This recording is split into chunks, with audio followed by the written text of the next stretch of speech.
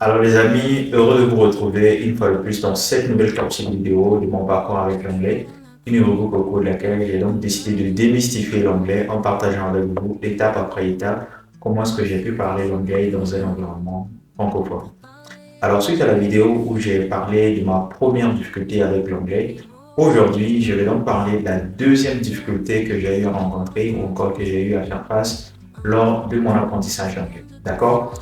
Alors, la deuxième difficulté auquel j'ai pu faire face, c'était la difficulté de trouver des personnes avec qui parler anglais.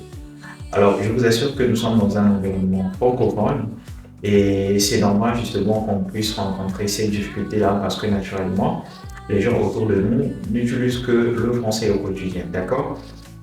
Alors, c'était l'une de mes plus grandes difficultés. Vous savez, lorsque vous apprenez l'anglais, aussi longtemps que vous n'allez pas atteindre un niveau B2, vous aurez tendance à oublier le vocabulaire, les leçons, tout ce que vous allez étudier. Malheureusement, d'accord? Raison pour laquelle les gens ont du mal justement en fait à remarquer la progression de leur apprentissage parce que chaque fois, ils ont tendance en fait à se rendre compte comme si en fait vous n'évoluez pas, d'accord? C'est comme si vous êtes en train de tourner autour du pot, vous n'avancez pas. En réalité, vous êtes en train d'avancer et vous allez réellement le constater si vous êtes entouré de personnes avec qui vous pratiquez au quotidien. Parce que naturellement, quand vous allez pratiquer avec ces personnes-là, vous viendrez avec des nouveaux vocabulaires, avec des nouveaux mots et tout. Et c'est ce qui va donc marquer votre progression. D'accord? Raison pour laquelle chez nous, chez Global English App, on donne donc la possibilité à des personnes justement qui nous contactent pour les formations d'anglais de bénéficier d'un programme de coaching personnalisé. Ensuite, les échanges avec les anglophones parce que nous croyons qu'en réalité, tu peux bel et bien apprendre l'anglais, tu peux avoir un meilleur coach qui existe en fait dans le monde.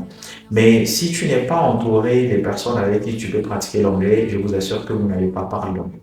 Malheureusement. D'accord? Vous pouvez avoir le meilleur coach qui existe, mais si vous ne pratiquez pas, vous n'allez pas parler l'anglais. Malheureusement, d'accord? C'est ça pour laquelle on dit en anglais, practice makes perfect, d'accord? Donc, aussi longtemps que vous n'allez pas pratiquer, vous n'allez pas évoluer, d'accord? Raison pour laquelle il est très, très important d'être entouré de personnes avec qui vous pouvez pratiquer l'anglais au quotidien. Et chez nous, chez Global English Hub, on a résolu ce problème-là en offrant un programme de mentorat qui consiste justement à échanger au quotidien avec les anglophones. Et donc, chez nous, vous n'avez plus besoin de dire que j'ai personne avec qui parler l'anglais parce que vous aurez constamment des coachs et des mentors pour vous accompagner. Merci beaucoup. On se retrouve très prochainement pour une nouvelle capsule vidéo. À très bientôt.